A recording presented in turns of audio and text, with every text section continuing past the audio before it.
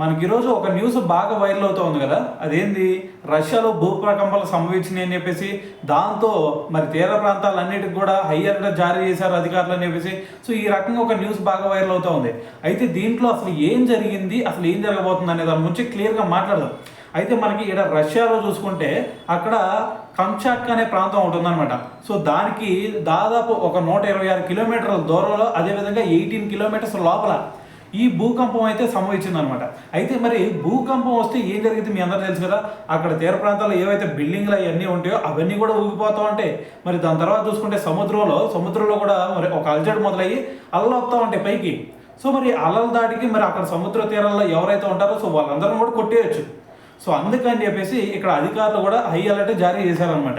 అయితే మరి ఇది తీవ్రత ఎంత ఉందనేది ఒక్కసారి చూస్తే ఏకంగా రెక్టార్ స్కేల్ మీద 8.8గా నమోదవడం జరిగింది. సో మరి 8.8 అంటే నార్మల్ విషయం కాదు.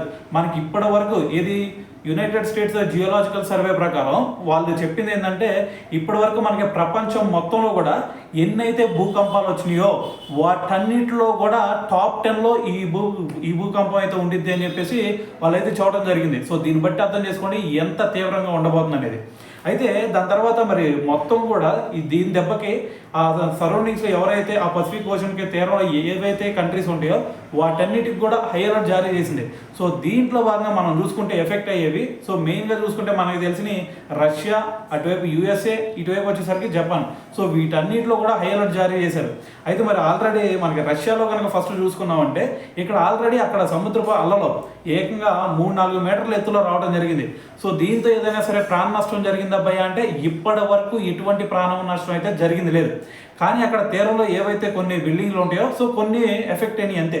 సో మరి దాని తర్వాత ఇది రష్యాలో పరిస్థితి. దాని తర్వాత మనకి యుఎస్ఏలో అన్నాం కదా. సో అయితే మరి దాని తర్వాత అక్కడ అలస్కా, దాని తర్వాత హవాయి. సో ఈ ఏరియాలో కనుక మీరు ఒక్కసారి చూస్తే ఆల్రెడీ హవాయిలో మనకి 3 to 4 ఇది 3 నుంచి 4 మీటర్ల ఎత్తులో కూడా వచ్చే ఛాన్స్ ఉంది. ఈ అల్లలు ఎగసిపడే ఛాన్స్ ఉంది. సో కాబట్టి ఎవరు కూడా ఆ తీర ప్రాంతాలకు వెళ్ళొద్దు. ఎవరైనా సరే అక్కడ ఉన్నోళ్ళు ఎవరన్నా ఉంటే వెనక్కి వచ్చేసేయండి. మరి మెరక ప్రాంతాలు ఏవైతే ఉంటాయో సో వాటిలోకి వచ్చేసేయండి అని చెప్పేసి మరి గవర్నమెంట్ కూడా ఆదేశాలు జారీ చేయడం జరిగింది. సో దాని తర్వాత ఇటువైపు జపాన్లో చూసుకున్నారు అనుకోండి. జపాన్లో ఆల్రెడీ ఇప్పటి వరకు అక్కడ మరి అలలు ఎగసిపడుతున్న సిచ్యువేషన్ కనుక మీరు చూస్తే ఏకంగా ఇప్పుడు ఒక ప్రాంతంలో చూస్తే 30 సెంటీమీటర్స్ ఎవరో అలలు అయితే రావడం జరుగుతుందన్నమాట. సో దీంతో మరి అక్కడ గవర్నమెంట్ కూడా అలర్ట్ అయిపోయింది. సో ఎవరి అబ్బాయి ఇక్కడ చూడండి ఆల్రెడీ 30 సెంటీమీటర్లు వచ్చేసింది. మరి మీలో ఎవరైనా సరే అక్కడ దగ్గరలో ఎవరన్నా ఉంటే ఒకటే గుర్తుపెట్టుకోండి, అవి మీ మీదకి కూడా రావచ్చు. సో మరి వచ్చిన తర్వాత ఏం చేయలేం. సో అందుకని చెప్పేసి ఇప్పుడు మేము చెప్తున్నాం వెనక్కి వచ్చేసేయండి. మరి అక్కడ ఏవైతే ఎత్తు ప్రాంతాలు ఉంటాయో వాటికి చేరుకోండి. మేము ఎప్పుడైతే చెప్తామో అప్పుడు మేము చెప్పే అంతవరకు కూడా మీరు మళ్ళీ ఆ ప్రాంతాలకు వెళ్ళొద్దు అని చెప్పేసి మరి జపాన్ గవర్నమెంట్ కూడా ఆదేశాలు జారీ చేయడం జరిగిందనమాట. అయితే మరి ఇక్కడ రష్యాలో సిచ్యువేషన్ కనుక ఒక్కసారి చూసుకుంటే మరి ప్రజలందరూ కూడా మరి అక్కడ ఆదేశాలు జారీ చేశారు కాబట్టి హై అలర్ట్.